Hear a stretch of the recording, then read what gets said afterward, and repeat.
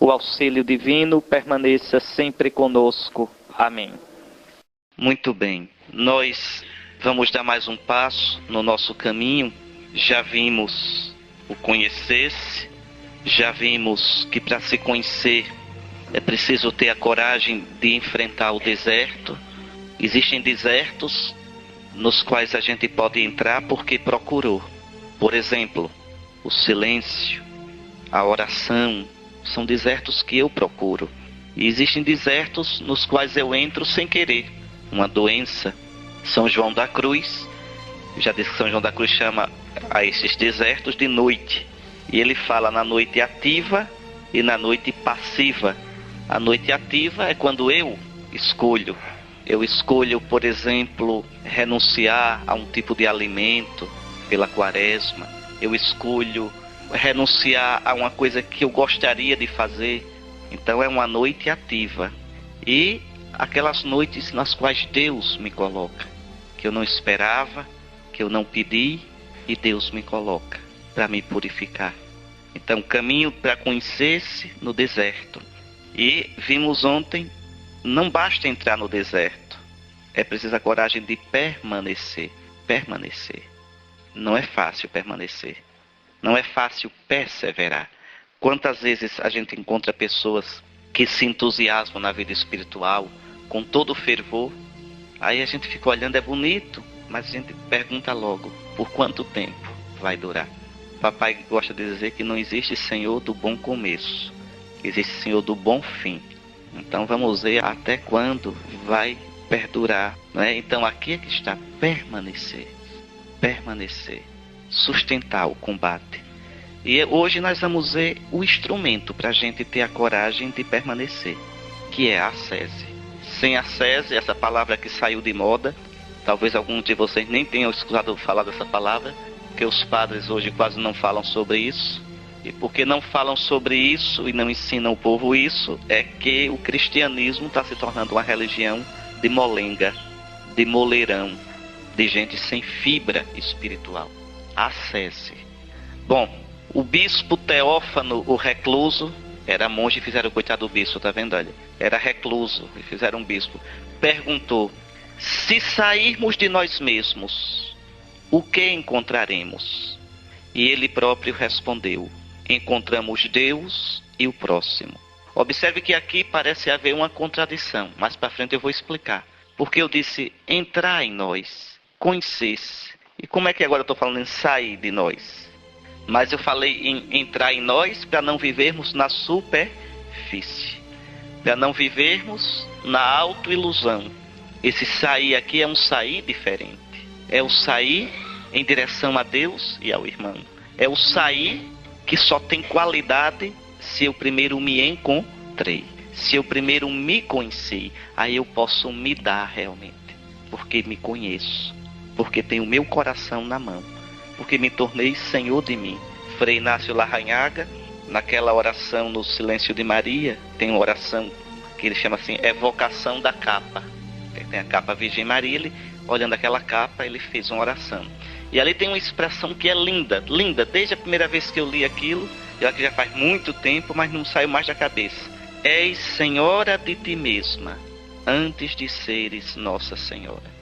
Aí é que está, não é? Maria, és Senhora de ti mesma.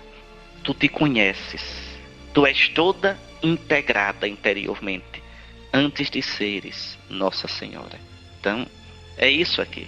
Eu entro em mim para me conhecer diante de Deus. Nunca esqueçam, viu? Esse conhecimento é diante de Cristo, é na luz de Cristo. Eu disse a vocês no primeiro dia, se eu entro em mim sem Cristo, eu me desespero. Ou me desespero, ou me mascaro, porque não aguento ver minhas fraquezas. Porque isso não é brincadeira.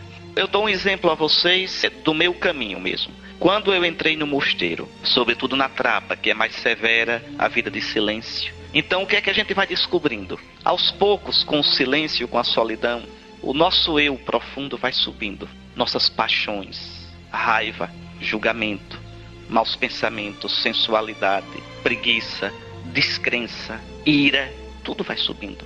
E a gente se acha, meu Deus, eu sou isso? Porque a gente, quando vive na superfície da gente, a gente diz, eu tenho os defeitos, mas tem tanta gente pior. E nem a gente pensa que tem um defeitozinho aqui, que dá para colocar um band-aid, um esparadrapo, um mertiolate e pronto. Mas no silêncio, na oração, a gente vai vendo que a gente não tem pecado, a gente é pecado.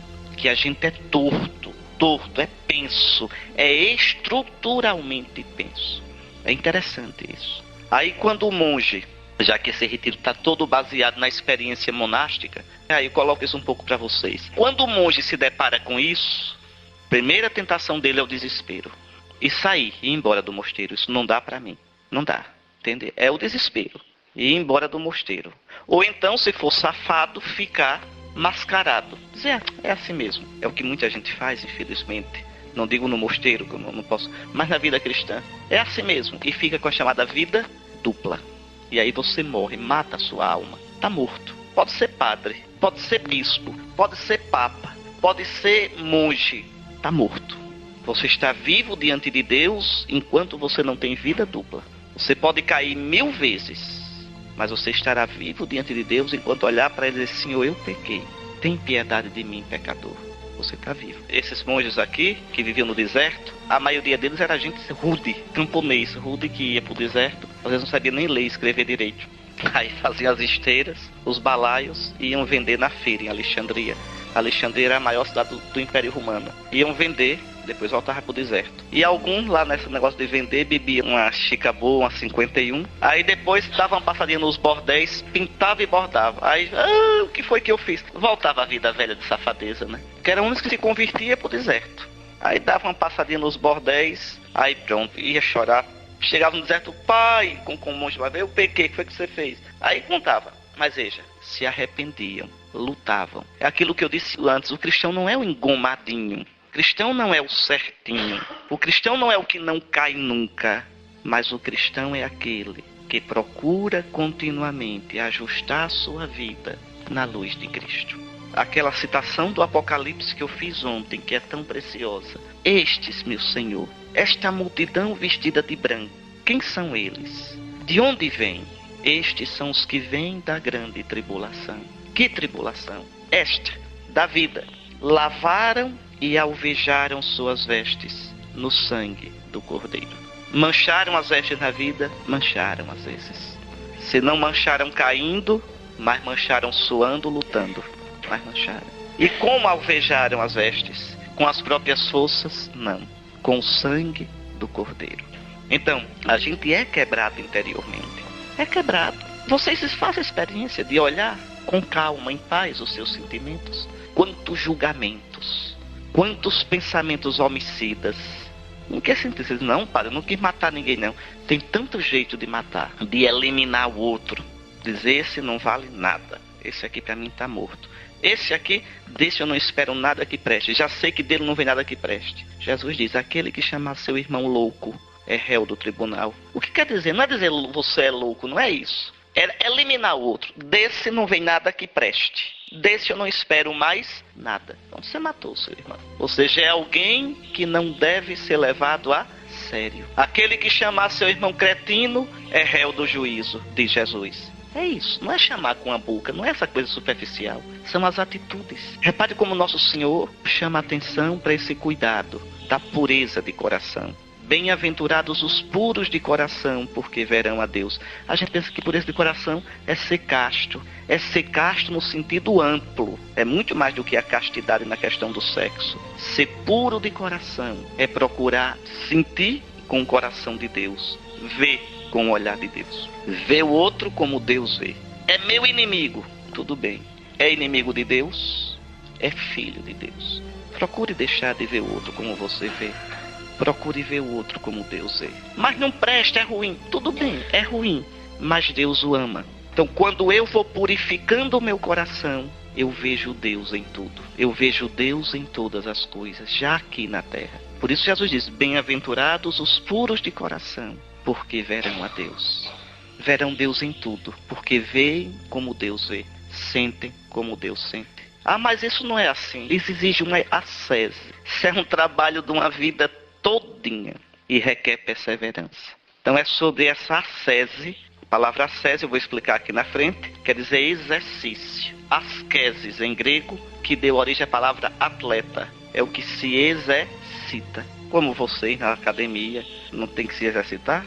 Pronto. Só que hoje todo mundo malha o corpo, mas nunca vi tanta gente fora de forma na alma. Nós vivemos num mundo que malha o corpo. Agora, malhar a alma que é bom. Malhar o coração. As academias do corpo, da alma estão fechadas porque ninguém quer malhar. Vive na superficialidade. Então, se sairmos de nós, o que encontraremos? Encontraremos Deus e o próximo. Este é o verdadeiro motivo para aprendermos a nos descentrar. Porque a gente vive numa mentira. Todos nós.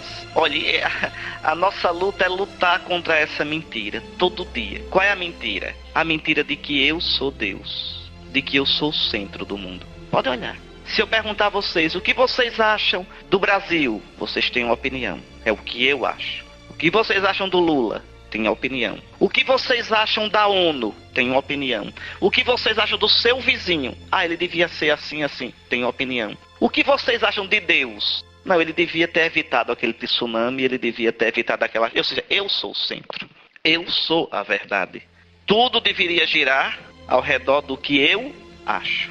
Aquele ali é muito quadrado. Sim, é quadrado em relação ao que você pensa. Aquele é muito redondo. É redondo em relação ao que você... Quer dizer, eu sou o centro. Eu sou a medida. Eu sou o eixo. Mas isso é doidice. E a gente que acha como Deus devia ser, como o mundo devia ser, a gente não é como a gente gostaria de ser. Porque não consegue. Tem tanta coisa na gente que a gente não queria, que a gente queria cortar, evitar, jogar fora e não consegue. Mas a gente tem a justa medida para todos os outros. Eu vinha, de onde era que eu vinha? Vinha de Fortaleza, um mês, agora em junho. Eu tinha ido a Natal, fiz Natal, Fortaleza, Fortaleza, Aracaju. E na minha poltrona vinha um casal. Vinha de uma festa de casamento, pelo que eu entendi da conversa, em Fortaleza. Bonito o casal, porque já era um casal idoso, vivia junto, o filho já criado. Mas interessante, eles estavam avaliando cada pessoa que estava na festa de casamento. Você viu fulano? Ah, nunca mais tinha visto. Como é que tá a vida dele? Tá assim, tá assado. Mas é incrível. Quer dizer, mas sempre o julgamento a partir de mim. Não é que estavam falando mal de ninguém, não. Mas aquele não tem juízo, aquele é assim. Mas é sempre a partir de nós. Então nós somos o centro. Isso é loucura. Isso é mentira. O centro é Deus. Tem tanta coisa na vida que eu devia dizer, quando me perguntar o que é que você acha? Não, não sei. Nunca pensei nisso, não sei. Qual a sua opinião sobre isso? Não, não sei. Não tenho que ter opinião sobre tudo. Eu não tenho que ter a solução para tudo. Eu não tenho que ter a medida para tudo. O centro é Deus. É Deus. Tem tanta coisa na minha vida, na vida dos outros, as intenções dos outros, que a gente não sabe. Mas eu vi quando fulano fez isso. Tá certo, você viu. Você viu quantas vezes ele evitou fazer? Você viu a tristeza que está ou não está no coração dele depois que ele fez? Então a gente tem esse cuidado, esse desconfiômetro de não querer ser o centro da verdade, o centro do bem e do mal, o eixo do mundo. Essa capacidade de dar ao outro um espaço. O outro pensa diferente de mim, mas será que ele também não pensa certo? Não é? O Deus que vai comigo para a guerra vem com meu inimigo. É Deus meu e Deus dele. Em geral a gente diz, Deus está comigo. Tá, mas Deus está também com quem você não gosta. Aquele de quem você não gosta também diz, Senhor, Tu és o meu Deus. A gente tende a reduzir Deus ao meu tamanho, a minha medida. Deus está comigo, me ama de todo o coração. E está também com aquele a quem eu não amo, que às vezes considera até meu inimigo. Então a gente sair do centro, deixar que ele seja o centro. Esse conhecer-se, esses desertos, esse permanecer, é para isso. Para que eu vá deixando Deus ser Deus na minha vida. Porque a minha tendência é, ao invés de Deus, ter uma ideia de Deus. Um Deus à minha medida. Um Deus ao meu serviço. Um Deus do meu tamanho. Um Deus que diz amém para tudo o que eu quero. Isso não é Deus, isso é um ídolo, é um boneco.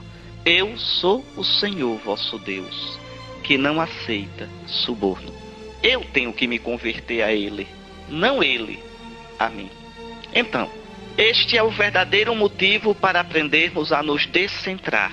O centro de gravidade do nosso ser deve ser deslocado de nós para o Cristo. Ele sim é ao mesmo tempo Deus e homem. É nosso Deus e nosso próximo. Encontrá-lo, amá-lo, olhá-lo, admirá-lo é encontrar Deus e encontrar o irmão. Por isso, olha, não se pode ser cristão. O cristianismo é uma religião muito difícil, porque é uma religião que exige o amor a alguém, a Cristo. Você, para ser um bom judeu, basta cumprir a Torá, a lei de Moisés, e amar a Deus. Você, para ser muçulmano, não precisa nem amar a Deus, basta cumprir os preceitos do Corão, obedecer. A palavra Islã quer dizer submisso. O bom muçulmano nunca vai procurar amar a Deus. É uma religião muito superficial, viu? O islamismo, muito exterior. O islamismo é o seguinte: cumpre os preceitos do Alcorão e pronto. Não interessa amar, dizer meu Deus eu te amo, não. Jejuar no Ramadã, jejua e pronto. É uma religião exterior demais. Mas no cristianismo, ser cristão é olhar Jesus nos olhos e responder essa pergunta: tu me amas? Tu me amas? Então não se pode ser cristão sem paixão por Jesus. Olhar Jesus, encantar-se com Ele. Não é com a doutrina de Jesus, primeiro, é com a pessoa de Jesus. Por isso o cristão deve sempre voltar ao Evangelho. Voltar para ver Jesus. Como Ele age, como Ele diz, como Ele faz, como Ele se coloca. É ser realmente apaixonado por Jesus. Por isso eu estava falando para vocês sobre esse livro, Cristo Minha Vida, e a imitação de Cristo. Porque nos dá essa graça, a graça da paixão, do encanto por Jesus. Do encanto por Jesus. De olhar para Ele, olhá-lo na cruz. Olhar a cruz do Senhor. Aprender. São Tomás de Aquino dizia: aprendi mais olhando a cruz do que em todos os livros do mundo. Isso é verdade. Isso é verdade. Olhar a cruz é tão doida, a cruz é tão escura, a cruz é tão absurda, e no entanto a cruz é puro amor de Deus. Ali eu vou aprendendo o quanto a lógica de Deus é diferente da minha, o quanto o meu modo de ver é diferente do modo de Deus. A cruz diz desespero, Deus na cruz diz esperança. A cruz diz absurdo, na cruz Deus diz amor, que dá sentido a tudo. A gente olha a cruz e diz fracasso, Deus diz vitória. Na cruz a gente olha e diz pecado, maldade do mundo que parece que vence. Deus diz amor, que vence a maldade e a morte e transforma a maldade do mundo em amor. A gente olha a cruz e diz sofrimento. Deus diz entrega amorosa. A gente diz morte. Deus diz ressurreição. Veja, a cruz é a chave para entender o mundo, a vida, a gente. A cruz é a porta, não tem outra porta para o céu. Existe uma brecha, viu, entre a terra e o céu. Esse céu que a gente nunca viu, esse céu que a gente não pode atingir, esse céu que a gente não sabe como é, mas existe uma brecha. Como se fosse um rasgão assim. Imagine uma lona aqui, separando essa parte de cá desse jardim. Uma lona bem grossa, mas existe um rasgão assim na lona, que se você encontrar, você atravessa e vai para o jardim bonito. Esse rasgão, essa porta estreita, é a cruz. Olha a cruz, olha a cruz. Aprenda de Jesus na cruz. Se encante com Jesus e você passa para o outro lado. E você já experimenta agora o que é o céu. Bom, vamos para aqui, senão hoje não termina. Então vejam, em Jesus a gente encontra Deus e o irmão. O entrar em si próprio, que propusemos no início destes exercícios, é para nos fazer sair de nós mesmos. O habitar conosco mesmos é para que aprendamos a nos enxergar e avaliar, mas sempre em referência a Deus. Eu me olhar, eu me avaliar, eu me ver na luz de Deus. O habitar conosco mesmos é para que então nos avaliemos em relação a Deus. O estar sós conosco diante de Deus é para nos fazer maduros e transparentes no trato com os irmãos. Então, aquilo que eu dizia no início do retiro, não é um caminho para o intimismo, eu estou na boa e o resto que se dane. Não, isso é o budismo. Isso é o hinduísmo que propõe um caminho desse, não o cristianismo. Não o cristianismo. Interessante, lembre quando Caim vai rezar. O que é que Deus pergunta a Caim? Onde está o teu irmão? Onde está o teu irmão? Então, a verdadeira piedade, a verdadeira relação com Deus me joga para o meu irmão. E Jesus diz, o que fizerdes ao menor desses pequeninos, a mim o fizestes. Vocês podem observar, Quem muito fala em caridade, quem muito fala em amor aos outros, quem muito fala em servir o povo e não reza, não serve nada e é uma coisa exterior. É uma coisa exterior. Agora, quem nem fala nisso, mas reza, tem uma vida espiritual verdadeira, não fajuta também. Se abre em compaixão, carinho, cuidado, atenção pelas pessoas, por quem sofre, por quem está só, por quem chora, por quem está na miséria. Porque aí a gente ama com o amor de Jesus, com o coração de Jesus. Nosso coração vai pulsando na medida do coração de Cristo. Pois bem, a palavra santa, quer dizer a Bíblia, e a experiência nos ensinam que somos desequilibrados, feridos, donos de um coração dividido, fragmentado. São Paulo traça um quadro desolador do homem entregue a si mesmo. Vocês podendo leiam, viu? Romanos 7, 14 a 25. São Paulo vai dizer, né? Eu não sei o que acontece comigo. Não faço o bem que quero e faço o mal que não quero. Ele diz, o querer o bem está ao meu alcance. Mas quando eu vou fazer o bem, muitas vezes é o mal que eu faço. E aí ele pergunta, ele diz, infeliz de mim, quem me libertará deste corpo de morte? Corpo aqui para São Paulo, quer dizer, esta situação de morte. Quem me libertará dessa humanidade ferida? E ele responde, graças sejam dadas a Deus, por Jesus Cristo, Senhor nosso. Isso mesmo, é Cristo Jesus, Senhor nosso, quem nos recompõe, quem nos restaura segundo sua imagem bendita. Deformados pelo pecado, somos conformados a Cristo. Somos conformados a Cristo ressuscitado, para sermos um dia transformados à sua imagem. Então vejam, somos deformados, mas à medida que formos conformados a Cristo, seremos transformados nele. O que são os santos? Os santos são essas coisas lindas, essas pessoas, esses homens, essas mulheres que foram totalmente transformados em Cristo. Totalmente. O santo é o evangelho explicado. Quem melhor explica o evangelho não são os estudiosos, não são os teólogos. Quem explica o evangelho são os santos. Quer entender o evangelho? Leia a vida dos santos, vocês vão ver o que é o evangelho. Vocês vão ver o que o evangelho, o que Cristo, o que a graça provoca na vida da gente. Às vezes diz, esse santo é doido. É. Por que você diz que ele é doido? Porque ele deixou de ser o eixo da vida dele e colocou outro eixo, o Cristo. Uma Madre Teresa de Calcutá, não é doida? Largar tudo, para cuidar dos pobres de Calcutá, e eram tantos que ela não dava conta. Não é doida uma pessoa dessa? 200, 500, 1000 pobres, mendigos, leprosos, e ela cuidando desse com todo amor, como se fosse só ele. Quando esse morria, ela ia para o outro. Não é doida uma criatura dessa? É, aos olhos do mundo é doida. É doida. E no entanto é mais sábia do que nós todinhos. Um Francisco de Assis que deixa tudo, não é doido? Um São Paulo que é decapitado, que perde tudo, que vai dizer mesmo, por causa de Cristo, eu perdi tudo. Perdeu mesmo. A dignidade que tinha, a família, as amizades, foi considerado um maldito, um proscrito pelos judeus. Não é doido? Mas por quê? Qual foi a doidice desses homens, dessas mulheres? Eles quiseram que Cristo fosse de verdade o eixo da vida deles. E foram livres. E foram felizes. Foram felizes. Enquanto a gente colocar na cabeça da gente, eu tenho que ser feliz, eu tenho que ser feliz de qualquer jeito, eu só tenho essa vida e eu tenho que ser feliz, nunca será feliz. Nunca. Nunca. Aí eu vou ser sempre frustrado, porque eu tenho o meu projeto de felicidade e eu tenho que... Agora, no dia que eu esquecer essa história de ser feliz e botar na cabeça o seguinte, eu sou fruto do amor de Deus. Vim ao mundo para te amar, Senhor, para fazer a tua vontade. E eu me jogar de verdade nele, na vontade dele. Aí um belo dia eu vou dizer, eita, eu sou feliz e não sabia. Olha, repare, eu sou feliz. Fui feliz a vida toda. Essa é a verdadeira felicidade. Santa Teresinha tem uma frase tão bonita. Quando esqueci de mim, fui feliz. Não, eu não sou feliz porque eu queria que a minha vida fosse assim e não foi. Então eu sou frustrado, não sei o quê.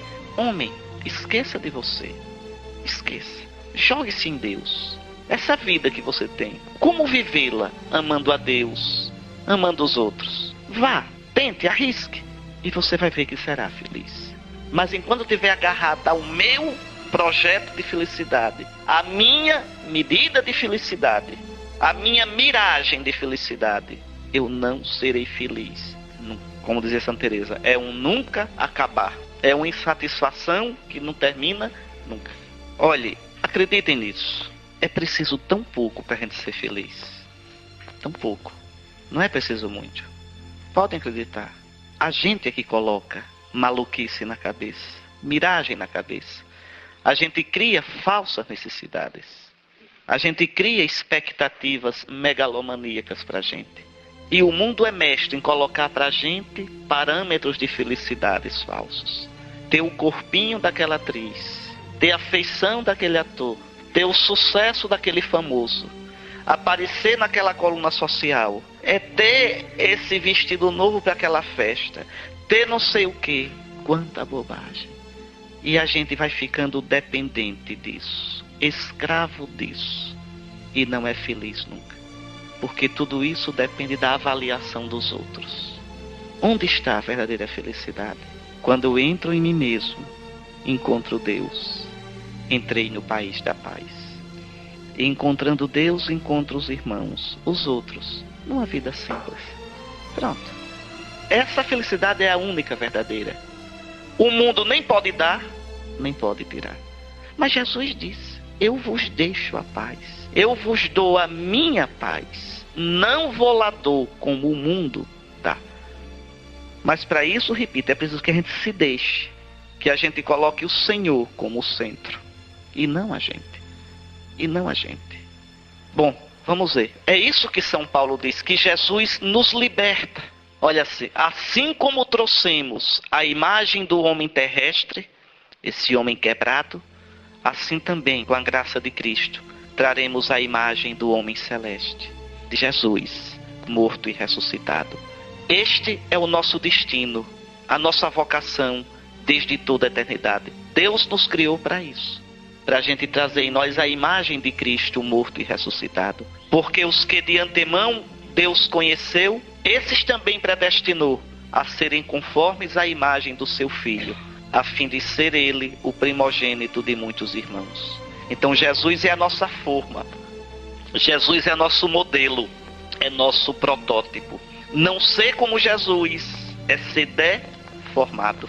Não ser como Jesus é não chegar a ser gente de verdade. Esse é o paradoxo do ser humano. Eu só me encontro a mim saindo de mim. Eu só me encontro se eu me perder nele. Me perco nele e nele eu encontro tudo. São Francisco, veja um homem como São Francisco. Tendo Deus, tinha tudo. Mas para chegar a ter tudo, para chegar a ter Deus, foi preciso deixar tudo. Esse deixar tudo, no caso de vocês, não é deixar a família, a casa, o emprego, o dinheiro, não é isso. É deixar-se.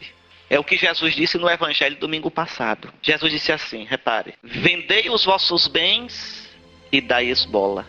O que ele queria dizer com isso? Não é que vocês vão vender o que vocês têm e vão dar tudo de esmola. Isso vocês não podem fazer. Mas ele quer dizer, relativizai os vossos bens. Não vos apegueis.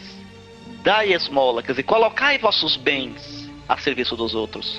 Bens aqui não é só dinheiro, casa, bem material, não. Vosso tempo, vossa inteligência, vossa criatividade, vosso poder, vosso sucesso. Quer dizer, não vivam só para vocês. Abram-se para os outros.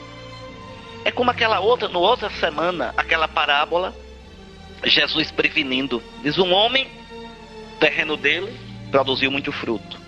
Uma colheita excelente. Foi o que ele fez? Meu caro, você está feito na vida.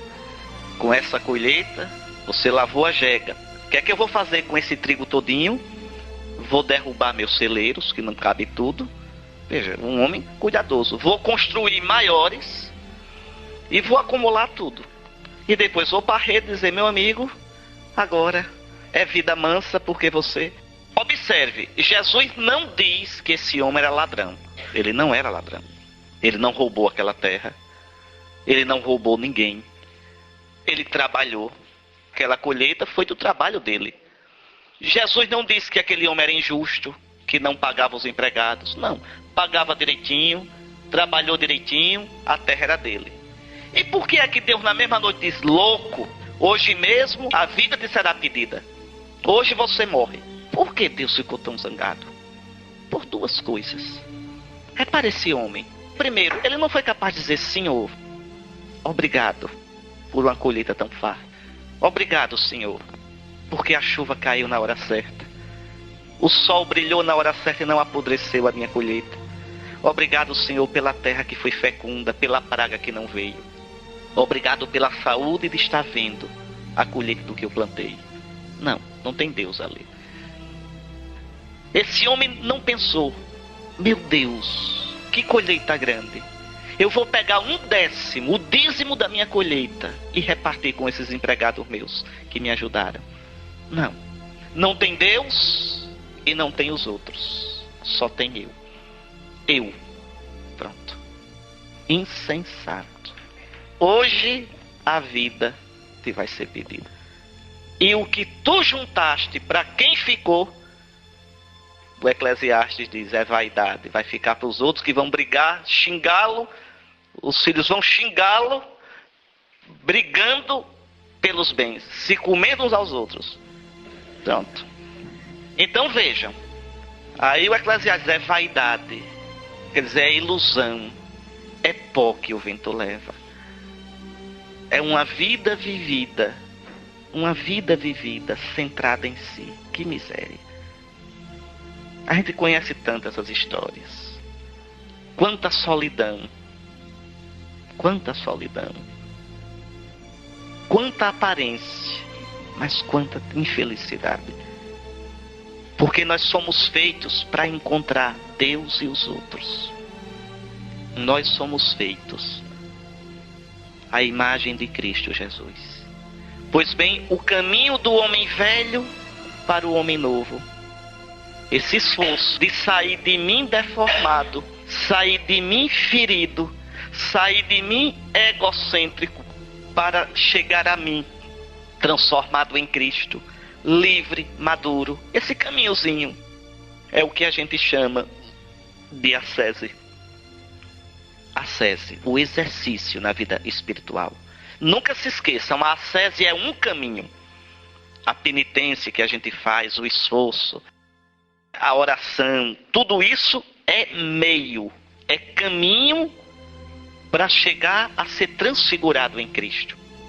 Quando a gente esquece isso, aí o cristianismo fica uma religião triste. Vive, é tudo tão triste, só se fala em penitência, só se fala em abnegação, só se fala... Não, se fica só nisso, é uma religião detestável. Mas não é esse o sentido.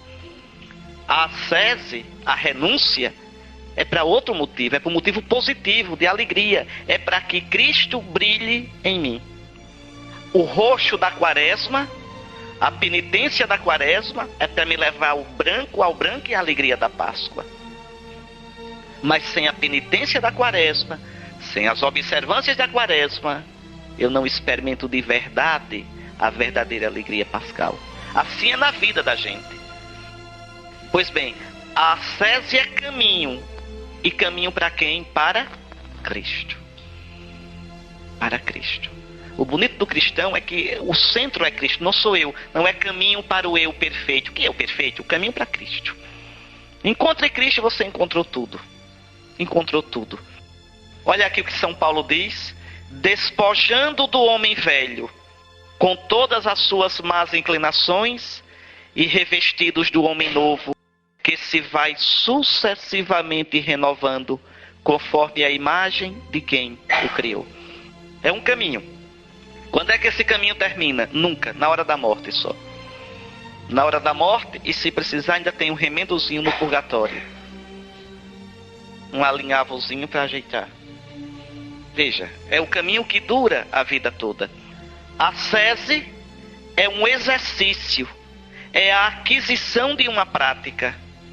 A ascese seria o conjunto de esforços mediante os quais se deseja progredir na vida moral e religiosa. A ascese não é mortificação. A mortificação faz parte da ascese. O que é a mortificação? É a renúncia de alguma coisa. Por exemplo, eu mortificar os meus olhos. Aí evito estar olhando o povo pelado, para não despertar desejos sensuais que depois só vão me prejudicar. Evito estar ouvindo falar da vida alheia. evito falar, mordo a língua, para não falar da vida alheia. Tinha um monge que viveu a vida quase toda com uma pedra na boca. Quando ele ia se encontrar com os outros, dava a pedra na boca. Modo mais fácil. O que é que você acha de fulano? Estou com uma pedra na boca e não posso responder. Não. Isso é ascese. Isso é ascese. Sim, porque são as nossas tendências.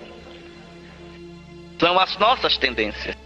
Mas é verdade, viveu a vida quase toda com uma pedra na boca. Eles tinham essas coisas doidas, né?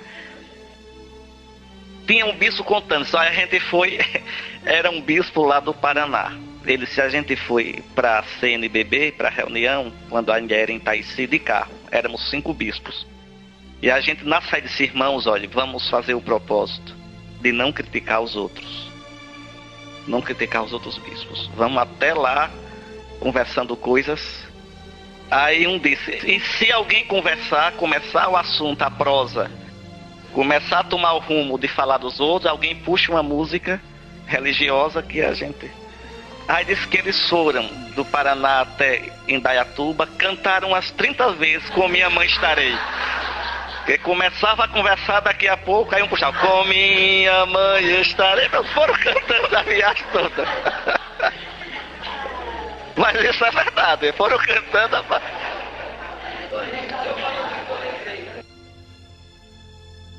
Então a mortificação faz parte da ascese. A ascese é o todo. Vou dar exemplo de ascese. Eu ser moderado no comer. Eu comer para viver e não viver para comer. Isso é ascese. E é importante, o que é que isso tem a ver com a vida espiritual? Tudo. Tudo. Porque o alimentar-se é um dos nossos instintos básicos. Se eu educo esse instinto, eu fortaleço a minha vontade para educar outros instintos. Os 2 instintos básicos do homem são o comer e a sexualidade. O comer, porque é para manter a minha vida. A sexualidade, porque é para perpetuar a espécie. Então são os 2 instintos básicos do homem. Se você aprende a educar esses 2 instintos, você tem mais chance de educar os outros instintos. Não se trata de reprimir os instintos, se trata de educá-los, de colocar tudo em função de Cristo, da minha liberdade de amá-lo e nele amar os outros. Então isso é ascese. Por exemplo, eu dizer, eu não vou dormir mais do que eu preciso. Como é que uma pessoa vai, meu Deus do céu, ter vida espiritual se acorda todo dia, meio-dia? Se não tem disciplina para as coisas, não vai rezar, não vai para canto nenhum. Esqueça a vida com Deus. Vai ser um voo de galinha. Aquele voo desarrumado e que não voa de verdade. Então tudo isso, ascese, eu vou ter mais cuidado com o que eu falo. Eu vou selecionar melhor os programas que eu vejo. Ah, mas não tem nada não. Claro que tem. Você enche a cabeça de besteira, de porcaria, de imagem, não serve para nada. Então, isso é ascese. Eu vou trabalhar quais são os meus demônios principais. A gente tem uns 3 ou 4 que são os principais. Um é irascível, outro é vaidoso, outro é difamador, outro é preguiçoso. Cada um sabe onde o calo aperta. Então, conhecendo esse demônio meu, começar a dizer, mas por que eu tenho isso? De onde é que vem esse demônio? Como é que ele se manifesta mais forte? E começar a combatê-lo. Né? Por exemplo, tem mania de falar da vida alheia. Então você imaginar as ocasiões em que você fala. Não precisa se julgar nem ficar angustiado, não. É diante de Cristo, em paz. Imaginar a cena em que você falou da vida alheia. A cena em que você foi grosseiro. A cena em que você foi sensual. Imaginou aquilo. Vendo você, né? Peça perdão a Nosso Senhor, em paz. Depois imagine novamente a cena. Você com a atitude correta, com a atitude que deveria ter tomado. E diga, Senhor, ajuda-me nisso. Eu sozinho não posso, mas tudo posso naquele que me fortalece. Então isso é a ascese. Esses exercícios. Faz parte da ascese a mortificação. O que é a mortificação? É a renúncia a alguma coisa que eu gosto, que me satisfaz. E para que isso? Para quê? Para malhar minha vontade. Malhação. Malhação.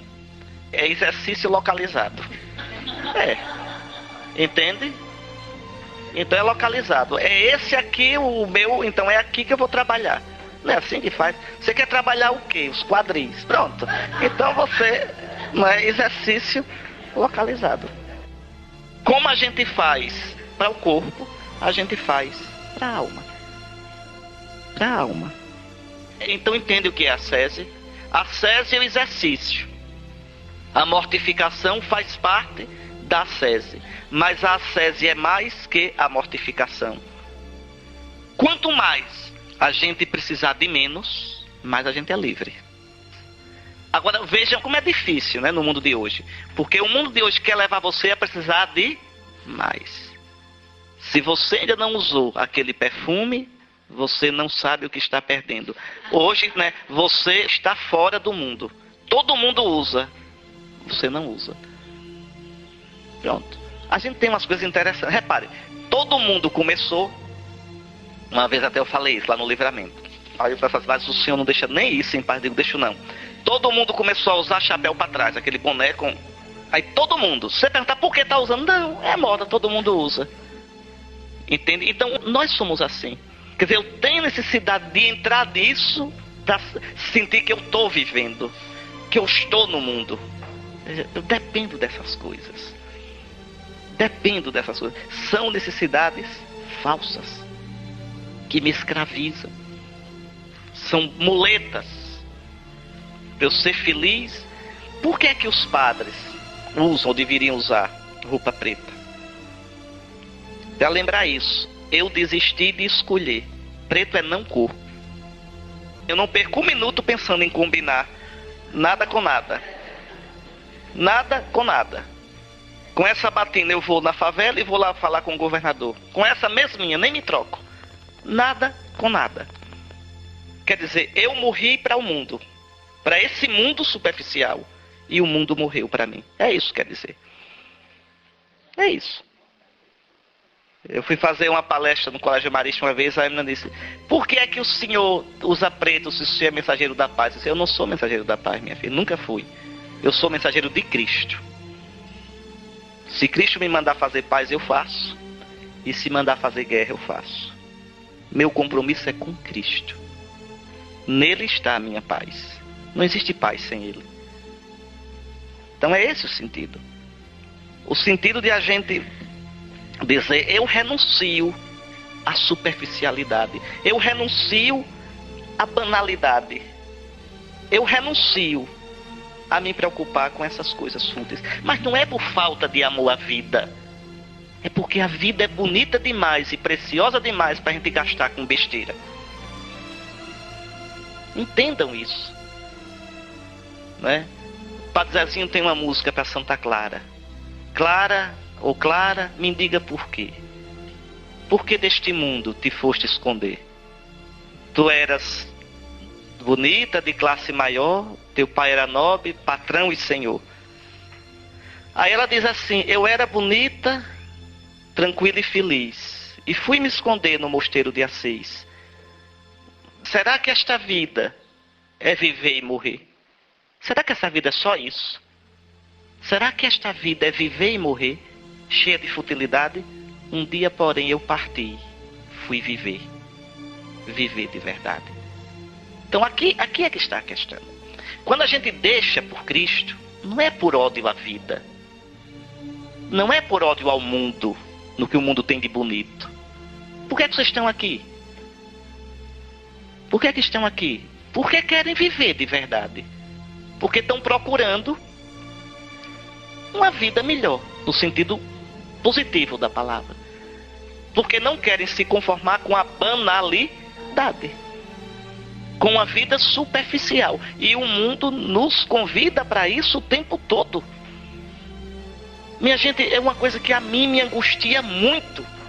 Porque nossos antepassados tinham tanto menos do que nós.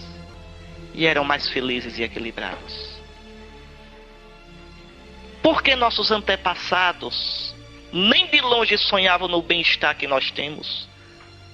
E eram mais centrados, sabiam suportar melhor o sofrimento, sabiam ter paz diante da provação. Por quê? Hein? Vejam, eu ainda alcancei pequenininho, atendi a Rosinha fazendo renda, né? Pronto, sentadinha ainda alcancei, ainda vi algumas vezes, né? Ali com os dias, era monja e não sabia. Era monja, não fazia cesta nem balaio, fazia renda. Sentadinha ali e cantando o ofício Nossa Senhora de cor, o dia todinho. Veja, ela não sabia, mas aquilo era oração contemplativa. As mãos ocupadas e a mente e o coração livre. Pensando em quê? Nas coisas do céu. Vejam, por que esse povo tinha essa sabedoria? Ela não precisava de televisão, nem de internet, nem de muito divertimento. E pergunta, a senhora é feliz? Oxe, não quero outra vida. Pois é, mas vocês vejam a sabedoria que os antigos tinham. Então, essas renúncias que a gente propõe aqui, não é por ódio à vida. O cristianismo não é uma religião triste nem inimiga da felicidade ou da vida. Ou como diz aquele jornalista boboca, o Fernando Rodrigues, que assina a Folha de São Paulo, que o cristianismo é uma religião que vive às custas de desenvolver o complexo de culpa nas pessoas. O pecado. Não, não é isso. Não é isso. Pelo contrário, o cristianismo quer que você descubra o que você é, sem se mascarar. E que assim como você é amado e chamado a crescer. Então, olha, é interessante observar que por trás do convite à ascese está uma imagem humana positiva. Podemos trabalhar nossa natureza, aprimorá-la. Não estamos entregues irremediavelmente às nossas aptidões ou às lacunas de nossa formação. Nada de fatalismo ou determinismo. Então, quando os cristãos falam em ascese, é porque eles, na verdade, creem que nós podemos melhorar. Não, eu sou assim, eu nasci assim. Não, nasceu assim? Pois mude. Tem esse defeito? Pois lute. Lute. Não se entregue. Não se entregue. Veja hoje, os pais não sabem mais isso. Como os pais não têm mais referência em Cristo, vejam que coisa séria. Quando a gente é cristão de verdade, a gente sabe que o homem perfeito é Cristo. Que a verdade do homem está em Cristo. Então eu tenho um modelo de ser humano, Cristo. O que Cristo pede, o que Cristo diz que é verdade, o que Cristo diz que é correto. E aí educo os meus filhos, exijo dos meus filhos, corrijo meus filhos, castigo meus filhos, para que eles sejam o castigo, fique de castigo, uma palmada, é ascese. Para quê? Para que eles tenham a forma de Cristo. Como hoje a nossa sociedade, as pessoas perderam Cristo de vista, então não tem mais um modelo de ser humano. Se eu não tenho uma forma, um modelo, eu não formo. Se criam tudo aí, sem limite, sem um projeto de existência humana. Vejam, e aí a gente destrói a pessoa. Destrói. Nós todos precisamos ser formados, porque nascemos deformados pelo pecado. Então, na verdade, formar é um ato positivo, de dizer, eu creio que você pode ser mais do que isso, eu creio que você pode dar o melhor de você, eu creio que você pode se superar. É o que Deus faz conosco. Deus nunca desculpa, Deus perdoa, não desculpa. Desculpar é, não, você não fez não, viu? Fez, mas não fez não, esqueça, deixa pra lá. Isso não é educativo. Educativo é dizer, você fez, você errou, mas você pode se arrepender e corrigir isso aí. Não faça mais. Você pode ser melhor do que isso. É assim que Deus nos trata. Treine, lute para ser melhor. Treine, lute contra o seu pecado. É o que Deus diz. Ama o pecador e odeia o pecado. Pois bem, olha o que diz o abade Zacarias. Quem se aplica com esforço a tudo o que faz é um monge. Quer dizer, é um cristão. Pois sem trabalho, né, sem ascese, ninguém pode possuir a Deus. Entendam. Ah, mas sem ascese nenhum eu já experimento, meu Deus. Mentira. Você experimenta seu próprio sentimento, sua imagem falsa de Deus. Não é o Deus verdadeiro. Sua espiritualidade é falsa. É de sentimento, é de confete, é de confeito. Não tem consistência. Entende? Tá aqui, amanhã deixa isso aqui, vai para outro lugar. No primeiro trio elétrico que passar, você vai atrás. Né? Os trios elétricos da vida. Você não tem consistência. Mentira. O conhecimento de Deus exige exercício. É difícil. Existem épocas na vida da gente em que Deus se esconde. Vocês querem um bom livro para entender isso? Um livro gostoso de ler? Mostra-me teu rosto, do Frei Inácio Larrañaga. Muitos de vocês conhecem. É um livro que vocês deviam ler mais de uma vez. Eu li aquele livro umas 5 ou 6 vezes na minha vida. Primeira vez que eu li aquele livro foi em 1975. Faz tempo. Aí eu me lembro, eu fui até me confessar, em 78, estava em Maceió, fui me confessar com o padre Rubião. E tinha levado o livro porque eu ficava lendo lá na igreja do Rosário, né? O padre Rubião era padre no Rosário. Aí o padre Rubião pegou assim o livro e disse: meu filho está lendo esse livro. E você está entendendo isso? Eu digo: tô, padre. Era um livro recém-saído e eu, pirralhozinho, disse: está entendendo isso? Tô, padre. Lê esse livro, Mostra-me teu rosto. É das Paulinas, Inácio Larrañaga. Foi um livro escrito em 74, 75, por aí. Hoje ainda é um livro atual, atualíssimo. Ele é um livro muito importante porque nos explica o caminho da vida espiritual. Os momentos de dificuldade, de secura, de aridez, de escuridão. E aí é que está. O nosso mal é que nessas horas a gente foge. Foge da ascese. Foge do deserto. E aí ninguém constrói nada. Pois bem, vamos para frente. Esta luta sempre esteve presente na tradição cristã. Nosso mundo, tão condescendente com o egoísmo e o domínio dos sentidos, certamente vê com reservas qualquer processo ascético. E infelizmente os padres e os religiosos estão nessa, infelizmente. Às vezes não incentivam ao povo, não ensinam ao povo o caminho do exercício espiritual. Não, precisa não, para que isso? Para se converter, para mudar de vida, para ter uma vida santa, para ter uma vida reta, para não ter vida dupla. Porque senão todos nós teremos. Ninguém está livre, né? Como um padre que me perguntou ainda semana passada: ô Dom Henrique, ainda hoje tem sentido na Salve Rainha dizer, nesse vale de lágrimas, nesse exílio? Eu digo: tem, é para dizer. Você quer mais exílio e vale de lágrimas do que essa bagunça que está no mundo de hoje? Está achando pouco? Entende? Crack não é vale de lágrimas não. Essa imoralidade, essa destruição da família, essa descrença, essa falta de sentido no mundo, falta de autoconhecimento. Agora a gente descobriu que de repente todo mundo é bacana, todo mundo pode fazer tudo, é tudo puro, tudo lindo. Conversa fiada. Conversa fiada. Então a gente precisa sim de conversão. A gente é quebrado sim. Então vejam, São Paulo já dizia, olha, comparava a vida cristã com o exercício dos atletas. Não sabeis que aqueles que correm no estádio, correm todos, mas um só ganha o prêmio? Correi de maneira a consegui-lo. Os atletas se abstêm de tudo, eles para ganhar uma coroa perecível, nós para ganhar uma coroa imperecível. Trato duramente o meu corpo quer dizer a minha vida toda, minha existência, e o reduzo à servidão. Que servidão é essa? Minha vida tem que estar debaixo do serviço de Cristo. Aí eu sou feliz, aí eu sou livre. Deixa eu correr um pouquinho aqui, viu? Eu quero... Não, tem muita coisa. Pela ascese, o cristão abre-se para Deus e entra num estado de paz. Aquilo que os gregos chamam de apáteia, ou apateia. A pureza de coração.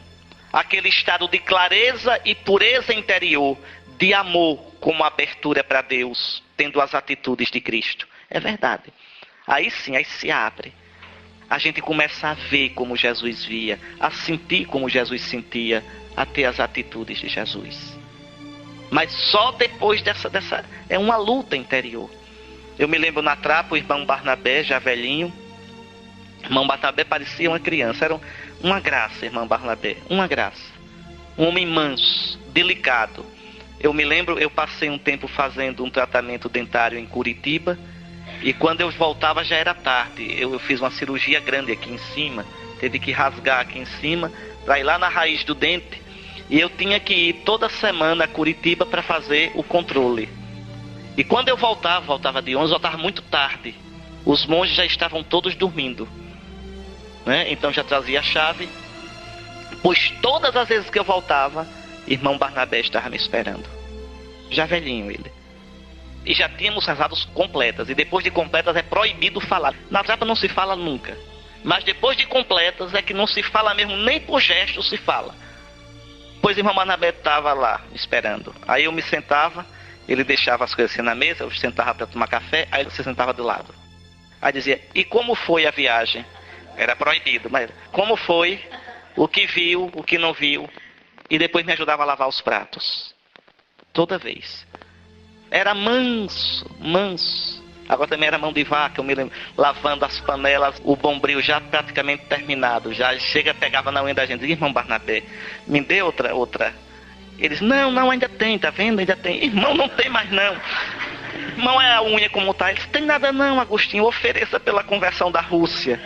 Pô, a Rússia, eu acho que foi isso que derrubou o comunismo na Rússia. As minhas unhas se acabaram na trava de Irmão Barnabé. Mas interessante, por que eu estou dizendo isso? É que um dia eu conversando com o prior da Trapa, Padre Estevão, ele me disse, irmão, eu falando sobre isso, sobre irmão Barnabé, esse irmão é porque o Senhor não conhecia o irmão Barnabé quando era novo. Era explosivo, de partir para cima de um e arrancar a cabeça. O que fez esse homem manso? Esse homem que parecia um cordeiro? César. Um homem que transparecia a doçura, a bondade de Cristo. Irmão Barnabé, livre do irmão Barnabé. Irmão Barnabé, transfigurado em Cristo Jesus. Feliz, livre, realizado, espalhando a felicidade de Deus. Aí está o reino de Deus. O reino de Deus é isso. A gente fica, as estruturas daqui. Se eu não cuidar das daqui, não adianta falar nas outras. Aqui. O reino de Deus está dentro de vós. E se estiver dentro de cada um, está no meio de nós. E se torna lindo para o mundo. Senão é só conversa fiada. Por que é que hoje se fala tanto em reino de Deus, as estruturas do reino, esse jornalzinho domingo, essa liturgia diária? Porque o reino de Deus, as estruturas, a gente não vê isso, nem na igreja, nem em canto nenhum. Nossas comunidades são chatas, a arenga véia comendo, briga por causa de cargo, por causa de poder, por causa disso. Porque falta o conhecimento de Jesus, porque falta a conversão, porque falta a oração, porque falta a prática da virtude, porque falta a doçura que vem de nosso Senhor. Sem isso, tudo é conversa fiada para boi dormir. Tá certo?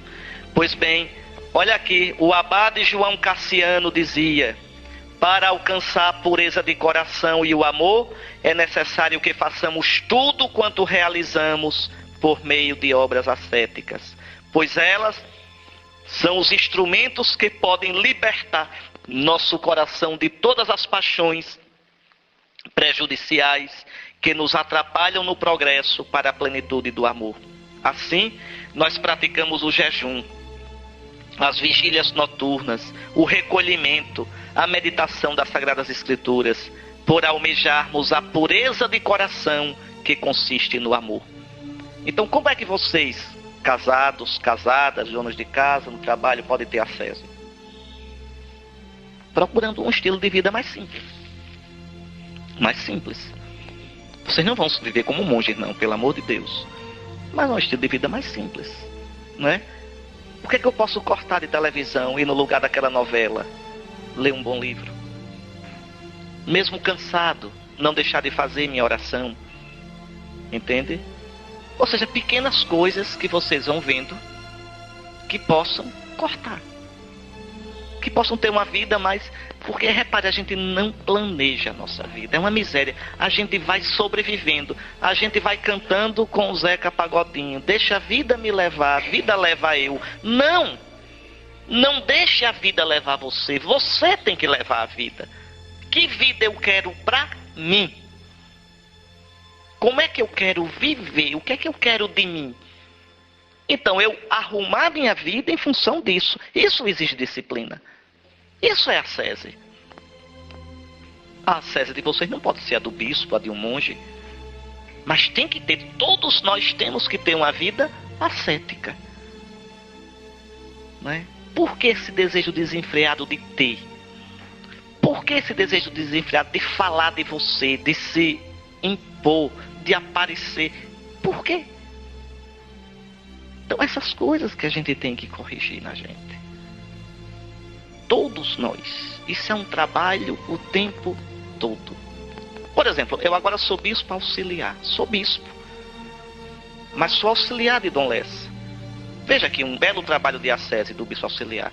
Ter o cuidado de sempre deixar que o irmão mais velho, que o metropolita, tenha o primeiro lugar. O cuidado. A delicadeza.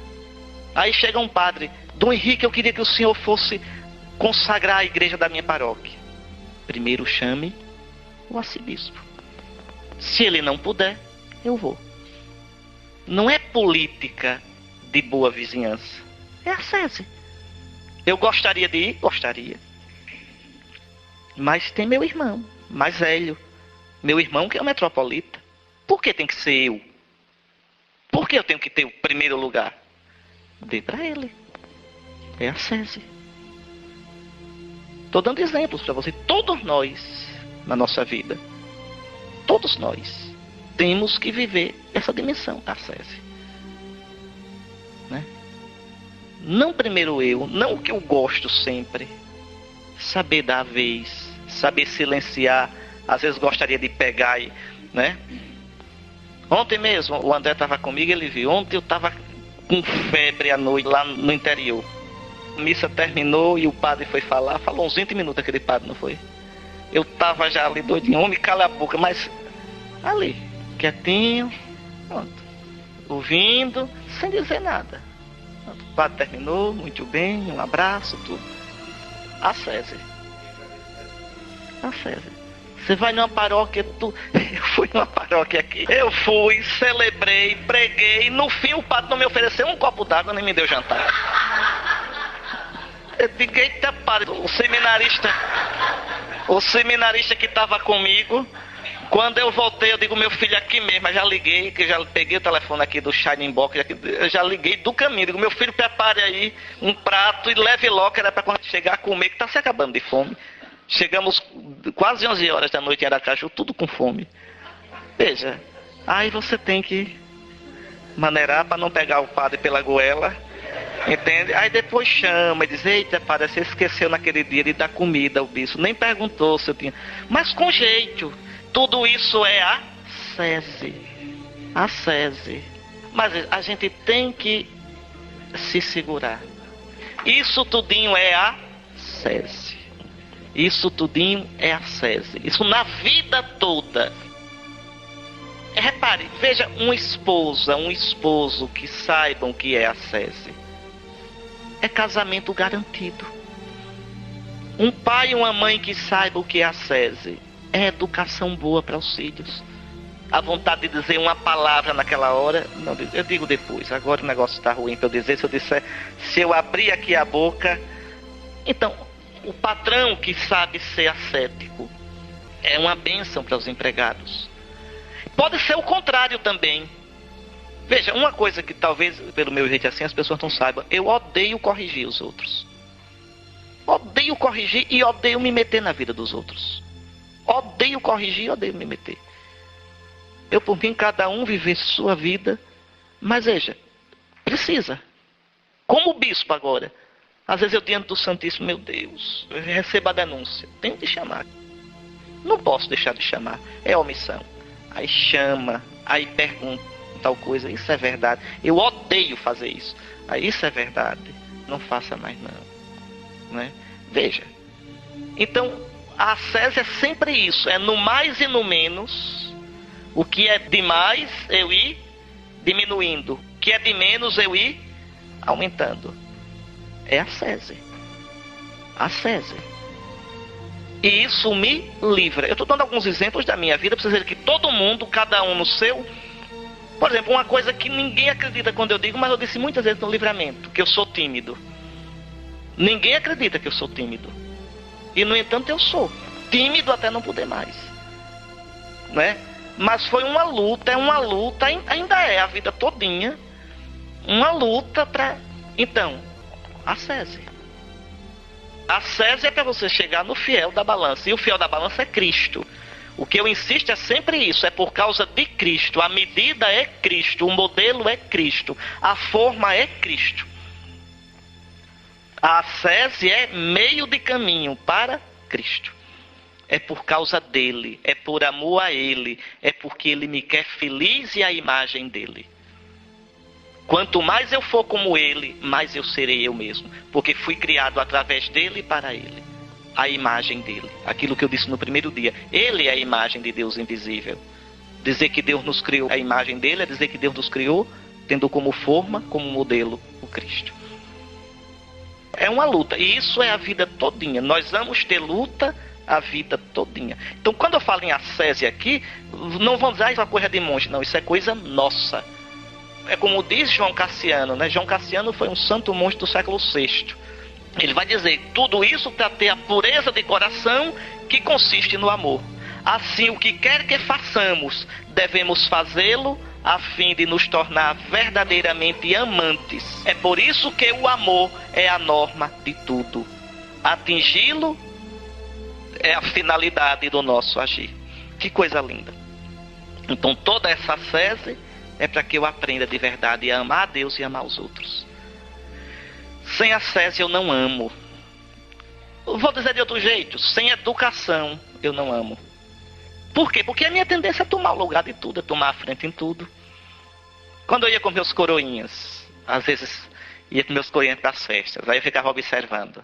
Terminava, me lembro, ia pregar lá em Palmeira dos Índios, do Cerco de Jericó, de 2 da tarde às 10 da noite, falando tudo, aí chegávamos, aí os danadinhos se sentavam, já iam, quando iam servindo, assim, mas meus filhos, olha, espera que primeiro os mais velhos, o padre se sirva. Aí, né? Fui fazer visita pastoral, fui pregar na festa de padroeiro. Aí assim que cheguei, tava o padre, tava o seminarista, já pega a sopa. Aí eu digo, mas meus filhos, se espera que primeiro os mais velhos, né? No caso aqui o bispo, se seja primeiro. É ascese. É eu segurar os meus instintos. Vejam, a ascese é a condição para o amor, para a caridade. O asceta se torna um homem que ama. É tão bonito para dizer, não, o senhor na frente, por favor. Isso é besteira. Não, isso não é besteira. Isso é o espaço que eu crio para o amor, para a caridade. Eu reconhecer, eu venerar o outro como gente, como pessoa, como digno de respeito. Às vezes os padres dizem assim, mas o senhor me chama de senhor. Eu digo, chamo, o senhor é mais velho. Mas não precisa. Eu digo, precisa. Deixa eu chamar de senhor, porque eu não sei chamar de outro jeito. Eu aprendi assim. Chamar uma pessoa mais velha, um padre, de você, não chamo de jeito nenhum. Chamar o padre Lempe de você, não, eu sou superior dele, sou o bispo dele. Mas e os anos que ele viveu? O que ele deu à igreja? Um sacerdote venerável, eu chamar de você? Chamo não. Entende? Como me incomoda quando eu vejo um pirralho chegar para mim, você, epa. Entende? Não é porque faça questão disso. É porque esse é o espaço para a caridade, para o amor.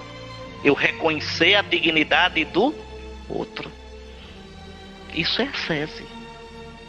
Compreende? Quer dizer, a gente aprender a se disciplinar. Então a finalidade da ascese é a aquisição do amor. É parecer com Jesus. Agora vocês leiam depois esse resto todinho, que está muito comprido, viu? Leiam aqui. Eu coloquei aqui as práticas ascéticas um pouquinho. Expliquei, vejam, só uma coisa bem prática, esse número 4. É importante a gente, quando for na nossa vida ascética, quando for se confessar, era muito bom que vocês não vivessem trocando de confessor. Era muito bom que vocês escolhessem um padre para confessar vocês. Por que um? Porque aí ele conhece um pouco você. Porque uma coisa é a confissão. Na confissão eu coloco meus pecados, o padre ouve, dá um pequeno conselho, uma penitência e absolvição. Isso é a confissão. A direção espiritual eu coloco um pouco a minha vida, as minhas atitudes, as minhas tendências. E o pai espiritual ou a mãe espiritual vão orientando. Então, se vocês conseguirem, né, alguém para ser pai ou mãe espiritual, pode ser um padre ou um leigo, agora de cabeça, que tem o senso das coisas de Deus e maturidade, não doido. Então pode ser um leigo. Se não, aí vocês aproveitam já na confissão. Por isso que eu digo, com um padre só fica mais fácil. Você coloca um pouco os seus pecados e um pouco mais Não precisa ser uma conversa muito comprida, não precisa. Por exemplo, hoje eu queria conversar com meu pai espiritual sobre minha vida de oração, sobre meu modo de usar meu dinheiro, sobre minha vida de família. Então coloca um pouco, faz um pouco, cada vez um aspecto. Então isso já é direção espiritual. E aí, uma coisa que eu peço é colocar para o padre, que quando vocês forem se confessar, agora um padre de juízo, o que vocês estão fazendo de ascese, para que ele diga se está de mais ou se está de menos. Isso é importante, para a gente não... Porque às vezes a gente desapruma na medida. O pai espiritual, se for possível, se não for, paciência. Façam, procurando ter bom senso. Por isso que eu coloquei aqui algumas coisas, né? Porque às vezes fazem umas promessas, umas coisas tão doidas, umas asceses tão doidas. Não. A ascese não deve ser coisa exótica. Existia muitos desses monges que caíam em coisas exóticas. Por exemplo, os estudistas, que viviam a vida todinha trepado numa coluna. São Simão estudista, viveu a vida todinha trepado numa coluna. Todinha, dormia tudo trepado na coluna. São excessos. Excessos. Uma abadesa, esqueci o nome dela agora, que viveu a vida todinha trancada, mandou fechar tudo, sem janela, sem nada. Então são excessos. Às vezes a gente pode ter excessos. Às vezes até arruinar a saúde. Às vezes ficar com ideia fixa em alguma coisa. Então, aqui se requer o bom senso. Se não tiverem um diretor espiritual, tenham pelo menos essa coisa tão santa. Bom senso. Tá certo? Pronto. O resto dá para vocês lerem sozinhos, tranquilamente. Agora veja, um pouquinho de ascese, viu? Eu volto a insistir. Um pouco de silêncio. Eu sei que não é fácil, sobretudo porque essa casa é muito fechada. Eu vou para minha casa e faço. Agora vocês, então... Eu recomendo isso. Agora eu pedia isso só pela caridade para com os outros. Quem estiver subindo pelas paredes que não pode ficar calado, vem aqui para perto do rio, aqui para fora, porque o irmão também está querendo fazer um retiro mais, tá certo? Só essa recomendação mesmo. Até a tarde, se Deus quiser, viu? O nosso auxílio está no nome do